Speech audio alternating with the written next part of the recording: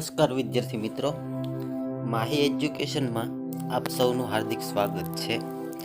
હવે ધોરણ 9ની અંદર ધોરણ 9 સામાજિક વિજ્ઞાનની અંદર આપણે પ્રકરણ નંબર 8 ભારતના રાજ્ય બંધારણનું ઘડતર અને તેના લક્ષણો વિશે વાત કરતા હતા.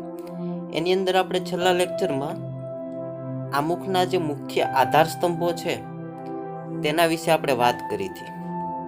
હવે ત્યાંથી આગળ એટલે કે આમુખના જે આધાર સ્તંભો આપણે ભણ્યા ત્યાં સુધી ભારતના રાજ્ય બંધારણના ઘડતરનું કામ પૂરું થાય છે. બરોબર, એટલે કે ભારતના જે રાજ્ય બંધારણ છે, ભારતનું જે બંધારણ છે એનું ઘડતર કઈ રીતે થયું અને એની અંદર જે મુખ્ય બાબતો હતી એના વિશે આપણે અભ્યાસ કર્યો. હવે આપણે ભણવાનું છે ભારતના બંધારણના મૂળભૂત લક્ષણો વિશે વાત કરવાની છે. શેની વિશે વાત કરવાની છે? ભારતના મૂળભૂત લક્ષણો વિશે વાત કરવાની છે. હવે એના આધારેનો તમને પ્રશ્ન પૂછાઈ શકે તો કેવો પૂછાઈ શકે કે ભાઈ ભારતના બંધારણના મુખ્ય લક્ષણો વર્ણવો. આવો પ્રશ્ન તમને પૂછાઈ શકે કે ભાઈ ભારતના બંધારણના મુખ્ય લક્ષણો જણાવો. આવો પ્રશ્ન તમને છે એ 4 માર્ક્સની અંદર પૂછાઈ શકે છે. બરોબર, તો ચાલો હવે જોઈએ આપણે ભારતના બંધારણના મુખ્ય લક્ષણો. તો શરૂઆત કરીએ. 26મી જાન્યુઆરી 1950 થી અમલમાં આવેલા વિશ્વના મોટા, વિસ્તૃત અને વિગતપૂર્ણ ભારતના લેખિત બંધારણના કેટલાક વિશિષ્ટ અને મૂળભૂત લક્ષણો છે જે નીચે મુજબ છે. બરોબર, આપણને ખ્યાલ છે કે ભાઈ ભારતનું બંધારણ છે એ 26મી જાન્યુઆરી 1950 ની અંદર અમલમાં આવ્યું. બરોબર, અને એ વિશ્વનું સૌથી મોટું, લેખિત, વિસ્તૃત અને વિગતપૂર્ણ બંધારણ છે. બરોબર, તો આ બંધારણના કેટલાક વિશિષ્ટ અને મૂળભૂત લક્ષણો છે જેની આપણે વાત કરીએ. બરોબર, ચાલો મિત્રો આગળ. ચાલો વિદ્યાર્થી મિત્રો, તો સૌથી પહેલું લક્ષણ આપણને આપ્યું છે ભારતના બંધારણનું કે લિખિત દસ્તાવેજ. બરોબર, સૌથી પહેલું આપણને છે ઉદાહરણ આપ્યું, લક્ષણ આપ્યું છે લિખિત દસ્તાવેજ. તો જોઈએ, બ્રિટન અને ઇઝરાયેલના અપવાદ સિવાય ભારત સહિત દુનિયાના બધા જ લોકશાહી દેશોના બંધારણ લિખિત સ્વરૂપે છે. માત્ર 2 જ દેશ, એક બ્રિટન અને ઇઝરાયલ, આ 2 દેશ સિવાયના દુનિયાના તમામ જે લોકશાહી દેશો છે, બરોબર, દુનિયાની અંદર આવેલા તમામ જે લોકશાહી દેશો છે એનું બંધારણ કેવા સ્વરૂપે છે? તો કે લિખિત સ્વરૂપે, એટલે કે લખાણ સ્વરૂપે છે. બાકી બ્રિટન અને ઇઝરાયલનું બંધારણ છે એ લખાણ સ્વરૂપે નથી, એ મૌખિક બંધારણ છે. પણ એ 2 દેશ સિવાયના તમામ દુનિયાના લોકશાહી દેશોમાં છે એ બંધારણ કેવા સ્વરૂપે છે? તો કે લિખિત સ્વરૂપે છે. ભારતની સામાજિક, ભૌગોલિક, બહુવિધ પરિસ્થિતિ અને પૂર્વ ઇતિહાસને ધ્યાનમાં લઈ બંધારણ સભાએ બંધારણ લિખિત સ્વરૂપે રાખવાનું મુનાસિબ માન્યું હતું. બરોબર, ભારતની જે સામાજિક અને ભૌગોલિક બહુવિધ જે પરિસ્થિતિ છે, ભૌગોલિક પરિસ્થિતિ છે, સામાજિક પરિસ્થિતિ છે, બરોબર, અને પહેલાનો જે આપણો ઇતિહાસ છે એ દરેક વસ્તુને ધ્યાનમાં લઈ અને બંધારણ સભાએ શું નક્કી કર્યું કે ભાઈ ભારતનું બંધારણ કેવું હોવું જોઈએ? તો કે લિખિત સ્વરૂપે હોવું જોઈએ. બરોબર, કેવું હોવું જોઈએ?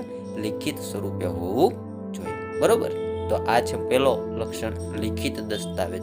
ચાલો આગળ વાત કરીએ. ચાલો મિત્રો, હવે આવે છે બીજું લક્ષણ, બંધારણનું કદ. બરોબર, હવે આવે છે બીજું લક્ષણ, બંધારણનું કદ.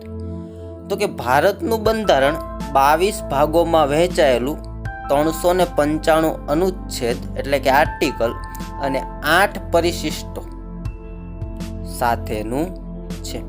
હાલમાં કેટલા પરિશિષ્ટો છે? તો કે 12 પરિશિષ્ટો છે.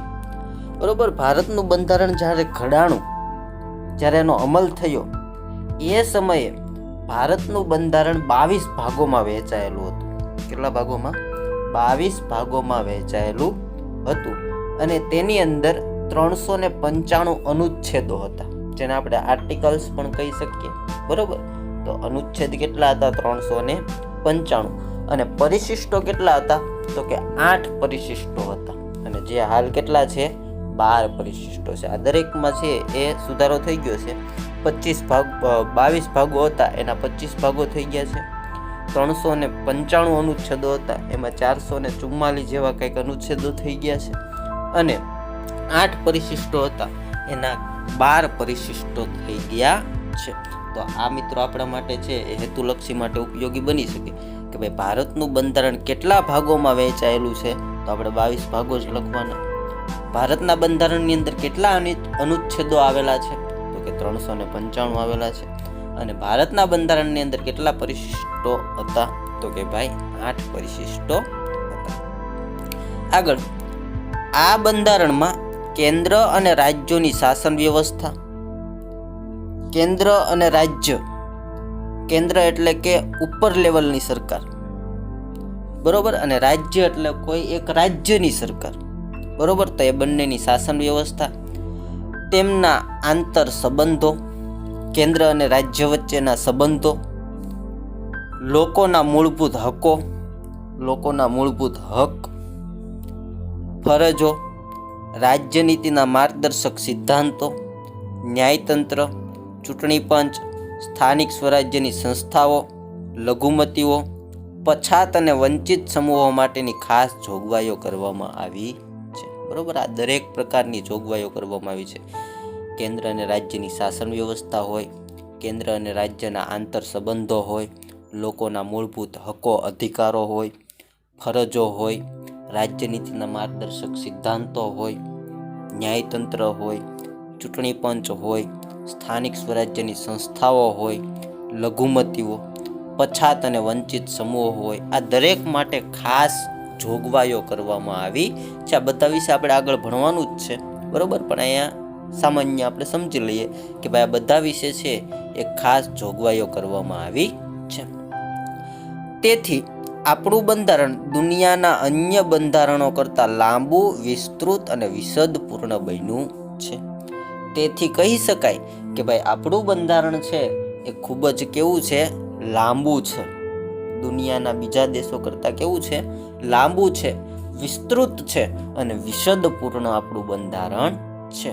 બરોબર, તો આ રીતે મિત્રો ભારતના બંધારણનું કદ છે, એની અંદર એટલા ભાગો છે, એટલા અનુચ્છેદો છે, એટલા પરિશિષ્ટો છે, અને એની અંદર આ બધી બાબતોનો સમાવેશ કરવામાં આવ્યો છે. બરોબર, તો ચાલો હવે આગળ જોઈએ. ચાલો મિત્રો, હવે આવે છે બંધારણનું ત્રીજું લક્ષણ, એક જ નાગરિકત્વ. એક જ નાગરિકત્વ. બરોબર, તો જોઈએ, અમેરિકા જેવા દેશમાં દરેક વ્યક્તિ બેવડું નાગરિકત્વ ધરાવે છે. કેવું નાગરિકત્વ? બેવડું. કેવું બેવડું એટલે કેવું? એટલે કે એક યુનાઇટેડ સ્ટેટ્સ ઓફ અમેરિકાનું અને બીજું પોતે જે રાજ્યમાં વસવાટ કરતી હોય તે રાજ્યનું નાગરિકત્વ ધરાવે છે. બરોબર, નાગરિકત્વ વિશે તમે આગળ ભણીને જ આવ્યા છો. બરોબર, કે ભાઈ નાગરિકત્વ એટલે શું?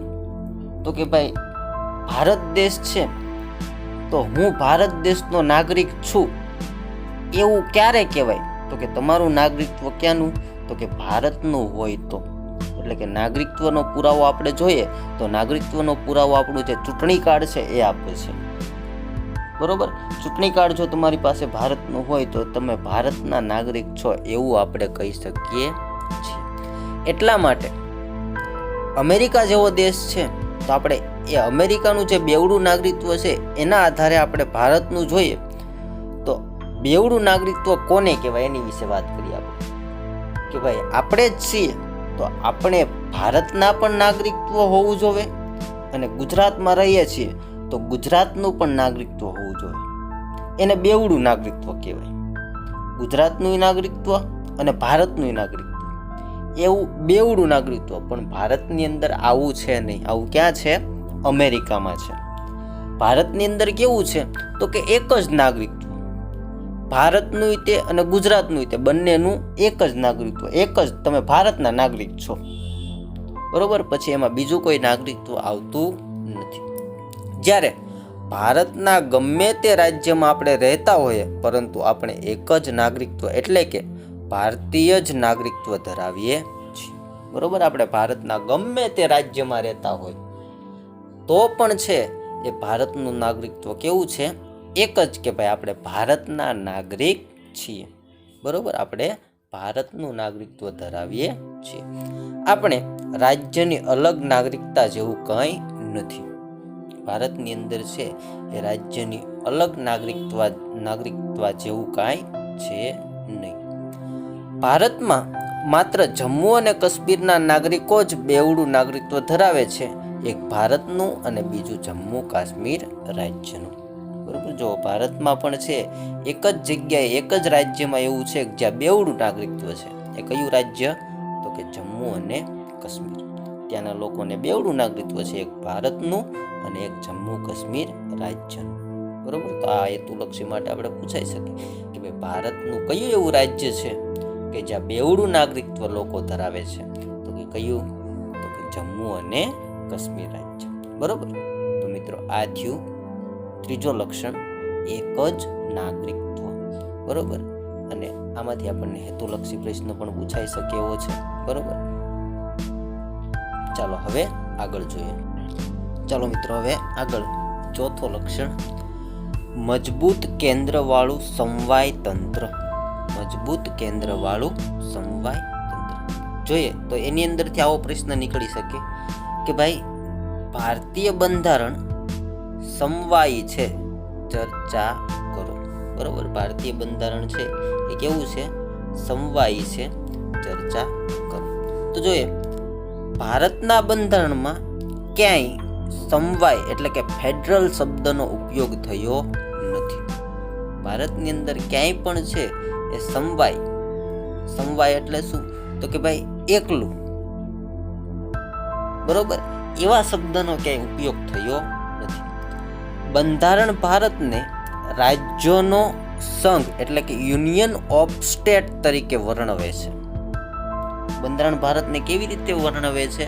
તો કે ભાઈ રાજ્યોનો સંઘ, યુનિયન ઓફ સ્ટેટ. બરોબર, એના આધારે વર્ણવે છે. આમ ભારત કેવું રાજ્ય છે? તો કે સંઘીય રાજ્ય છે. બરોબર, અલગ અલગ સંઘોનો બનેલો રાજ્ય છે. ભારત છે એ કોઈ સમવાય એકલું નથી, અલગ અલગ સંઘોનો બનેલો છે એ રાજ્ય છે.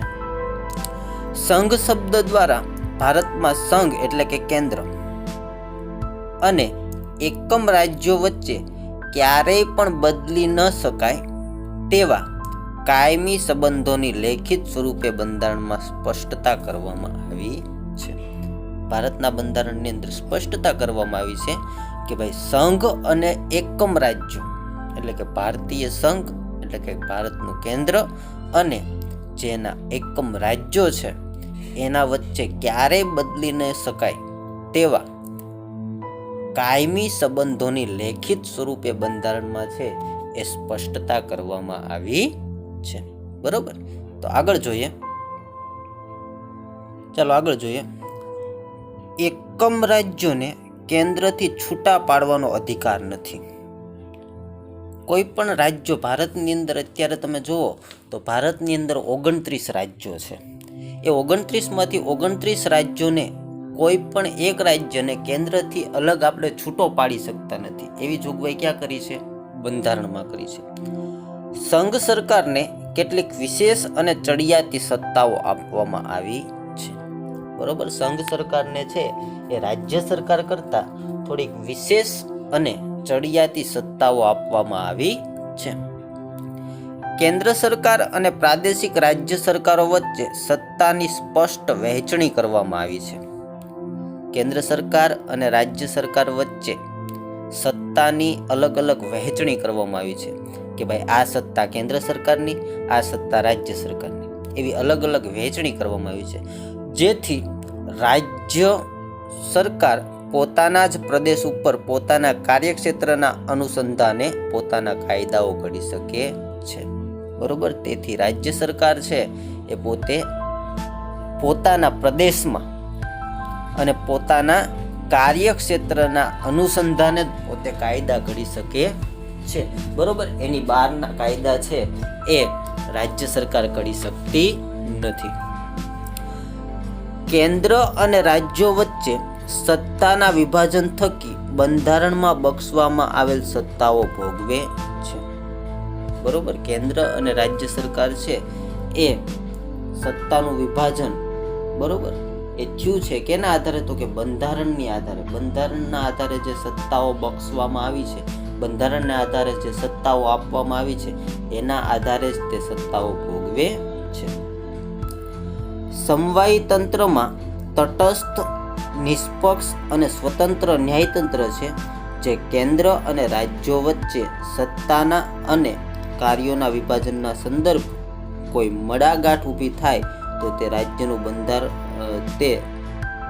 બંધારણનું અર્થઘટન કરી તેના નિરાકરણ લાવવાની કામગીરી કરે છે, બરોબર. સમવાયી તંત્રમાં તટસ્થ, નિષ્પક્ષ અને સ્વતંત્ર ન્યાયતંત્ર છે, બરોબર. કેવું?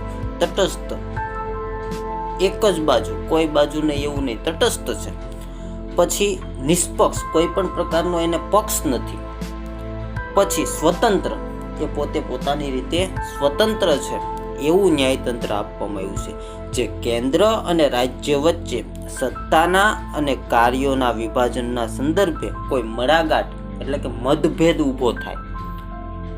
કેન્દ્ર અને રાજ્ય વચ્ચે સત્તાનો અને કાર્યના વિભાજનનો કોઈ મતભેદ ઊભો થાય તો એનું નિરાકરણ લાવવાનું કામ કોણ કરે છે?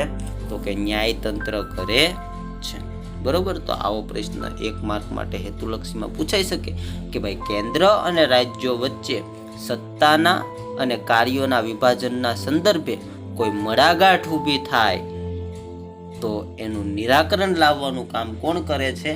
તો કે સ્વતંત્ર, તટસ્થ અને નિષ્પક્ષ ન્યાયતંત્ર એનું નિરાકરણ લાવે છે.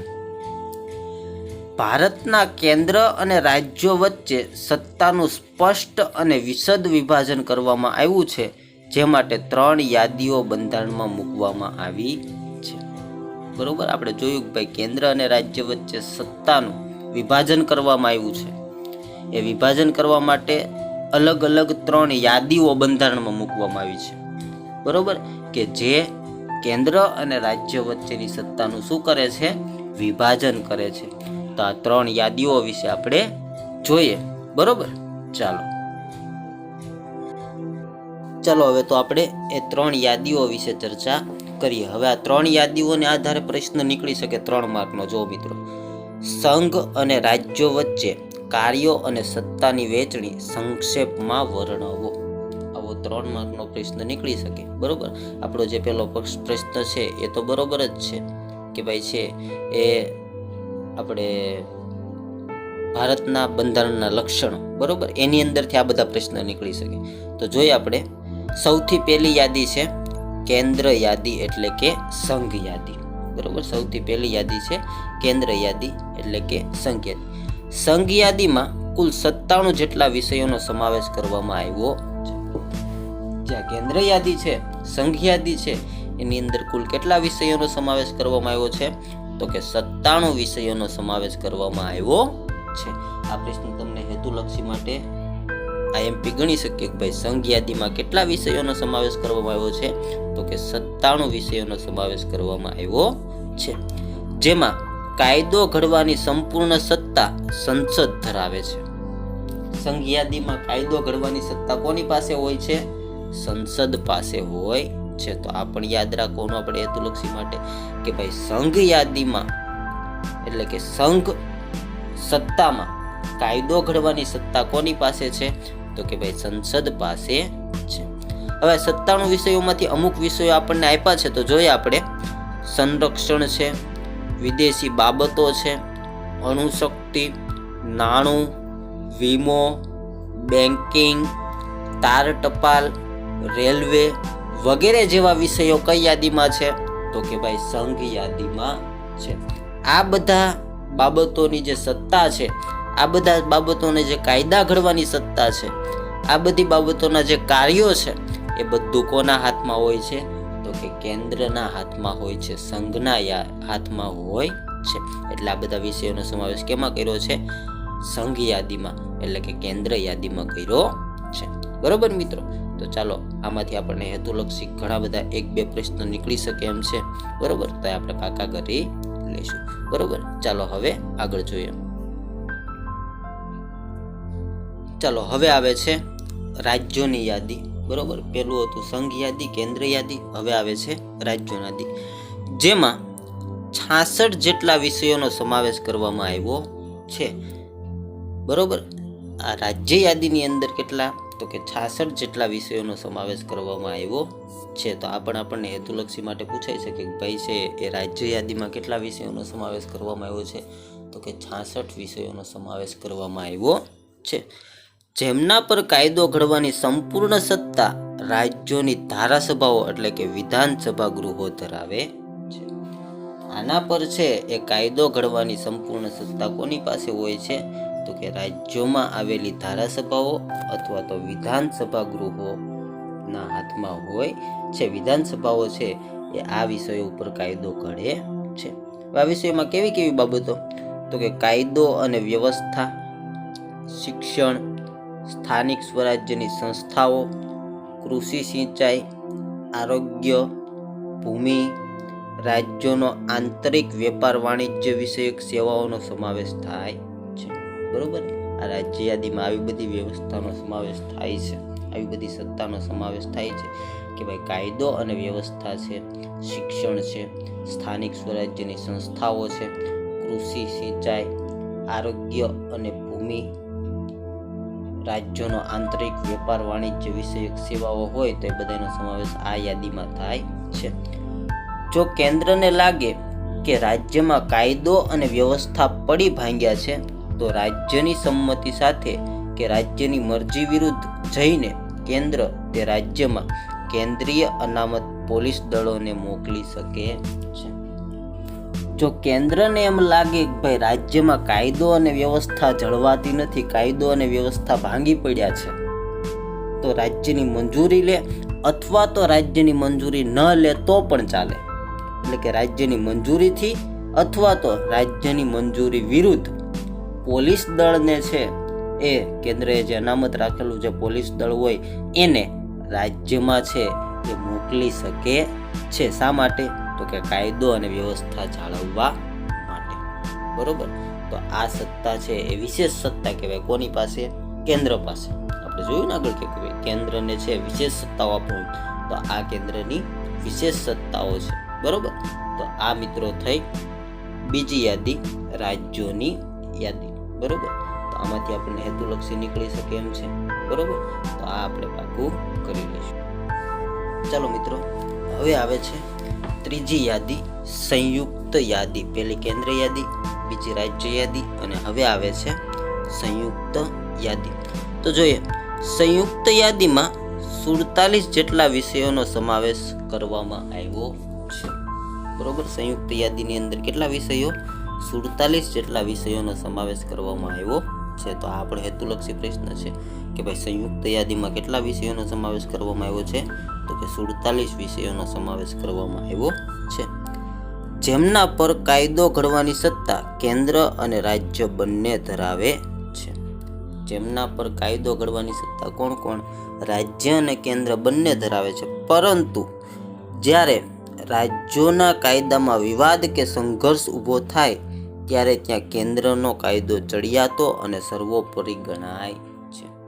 બંને ઘડી શકે છે, પણ કદાચ જો રાજ્ય કાયદો ઘડ્યો હોય અને એ કાયદામાં વિવાદ અને સંઘર્ષ ઊભો થાય, એ કાયદામાં કાંઈ પણ સંઘર્ષ ઊભો થાય તો એમાં કાયદો કોનો ચડિયાતો ગણાય છે, તો કે ભાઈ કેન્દ્રનો ચડિયાતો ગણાય છે, રાજ્યનો ચડિયાતો ગણાતો નથી. તો આ કેન્દ્રની એક વિશેષ સત્તા કહેવાય. બરોબર, આમ સમવાય તંત્રમાં કેન્દ્રને સંયુક્ત યાદીમાં પણ વિશેષ સત્તાઓ આપી છે. જો મિત્રો, સંયુક્ત યાદીમાં પણ છે એ કેન્દ્રને વિશેષ સત્તાઓ આપવામાં આવી છે. હવે સંયુક્ત યાદીમાં કેવી બાબતોનો સમાવેશ કર્યો છે, તો કે આ યાદીમાં દીવાની અને ફોજદારી બાબતો, લગ્ન, છૂટાછેડા અને ભરણ પોષણ, શિક્ષણ, આર્થિક આયોજન, વ્યાપારી સંઘો, વગેરેનો સમાવેશ થાય છે. આ દરેક વસ્તુનો સમાવેશ કેમાં થાય છે? સંયુક્ત યાદીમાં થાય છે. દીવાની અને ફોજદારી બાબતો હોય, લગ્ન હોય, છૂટાછેડા હોય અને ભરણ પોષણ, શિક્ષણ હોય, આર્થિક આયોજન હોય, વ્યાપારી સંઘો હોય, દરેકનો બાબતોનો સમાવેશ કેમાં થાય છે? સંયુક્ત યાદીમાં થાય છે. બરોબર. તો આ થઈ 3 યાદી કે ભાઈ એક રાજ્ય યાદી, કેન્દ્ર યાદી અને સંયુક્ત યાદી. હવે એક ચોથું છે શેષ સત્તાઓ, અલગ સત્તાઓ. બરોબર, એની આપણે વાત કરીએ.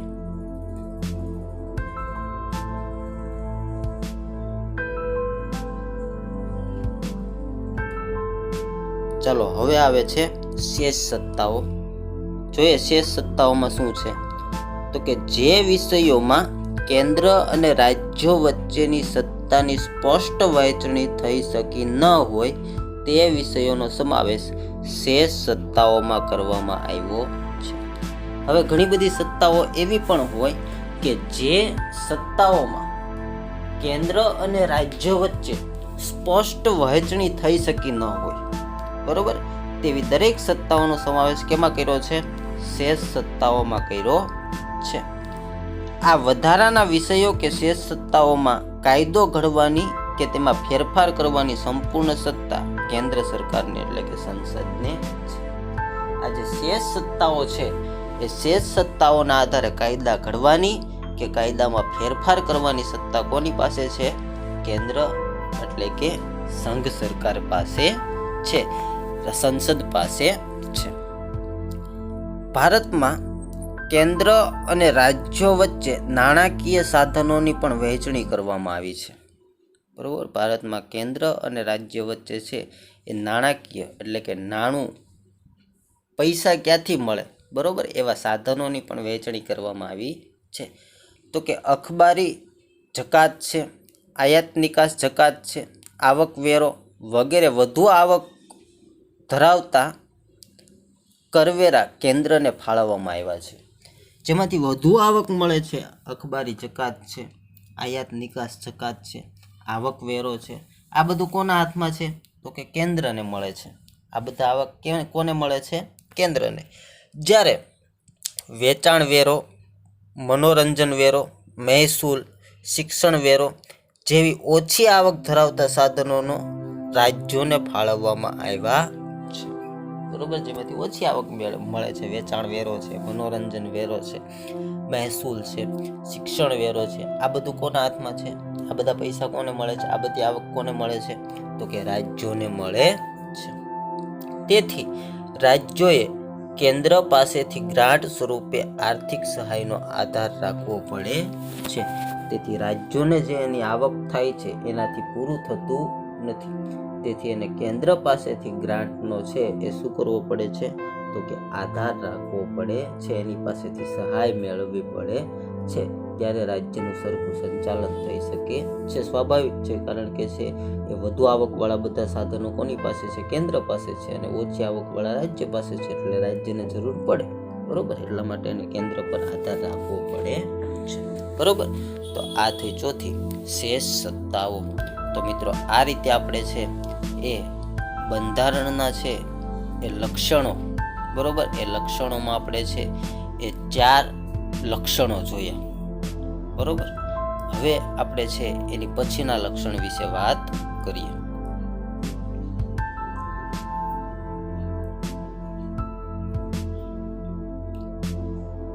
હવે 5મું લક્ષણ આવે છે કટોકટી વેળા એક તંત્ર વ્યવસ્થા. કટોકટી વેળાએ એક તંત્ર વ્યવસ્થા. તો જો આ લક્ષણમાંથી આપણને એક પ્રશ્ન નીકળી શકે 2 માર્કનો કે ભારતના બંધારણમાં કટોકટી માટે કઈ કઈ જોગવાઈઓ કરવામાં આવી છે. બરોબર, આમાંથી છે એ 1 માર્કનો પ્રશ્ન નીકળી શકે, 2 માર્કનો પ્રશ્ન નીકળી શકે કે ભારતના બંધારણમાં કટોકટી માટે કઈ કઈ જોગવાઈઓ કરવામાં આવી છે. તો જોઈએ આપણે ભારતના બંધારણમાં 3 પ્રકારની કટોકટીની જોગવાઈ કરવામાં આવી છે. ભારતના બંધારણની અંદર છે એ કેટલા પ્રકારની? 3 પ્રકારની કટોકટીની જોગવાઈ કરવામાં આવી છે. એમાં સૌથી પહેલું આપણે જોઈએ તો યુદ્ધ, બાહ્ય આક્રમણ કે સશસ્ત્ર બળવો જેવા સંજોગોમાં રાષ્ટ્રીય સલામતી જોખમાય એવી પરિસ્થિતિમાં દેશમાં સલામતી વિષયક કટોકટી જાહેર કરી શકાય છે. સૌથી પહેલી કટોકટી છે, 3 પ્રકારની કટોકટીમાંથી સૌથી પહેલી કે ભાઈ યુદ્ધ થયું હોય કે બીજા દેશોમાંથી આક્રમણ થયું હોય, બાહ્ય આક્રમણો થયા હોય કે સશસ્ત્ર બળવો થયો હોય, દેશની અંદર ને અંદર બળવો થયો હોય, તો જ્યારે રાષ્ટ્રીય સલામતી આપણી જ્યારે જોખમમાં હોય, જ્યારે આપણી રાષ્ટ્રીય સલામતી જોખમમાં હોય તેવી પરિસ્થિતિમાં દેશની સલામતી માટે દેશમાં સલામતી વિષયક કટોકટી જાહેર કરી શકાય છે. કેવી કટોકટી? સલામતી વિષયક કટોકટી જાહેર કરી શકાય છે. બરોબર મિત્રો, તો આ પહેલી કટોકટી. હવે આગળ જોઈએ.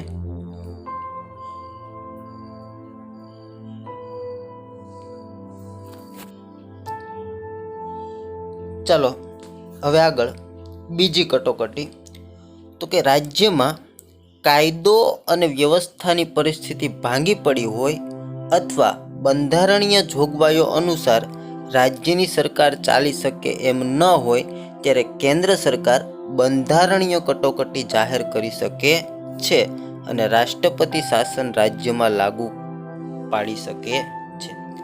જ્યારે કોઈ રાજ્યમાં કાયદો અને વ્યવસ્થાની પરિસ્થિતિ ભાંગી પડી હોય, એટલે કે કાયદાનો ભંગ થતો હોય, વ્યવસ્થા સરખી રીતે ચાલતી ન હોય, કાયદો અને વ્યવસ્થા ભાંગી પડ્યા હોય અને બંધારણીય જોગવાઈઓ અનુસાર રાજ્યની સરકાર ચાલતી ન હોય, બરોબર, બંધારણીય જોગવાઈઓને અનુસાર રાજ્યની સરકાર ચાલતી ન હોય ત્યારે કેન્દ્ર સરકાર છે એ બંધારણીય કટોકટી જાહેર કરી શકે છે.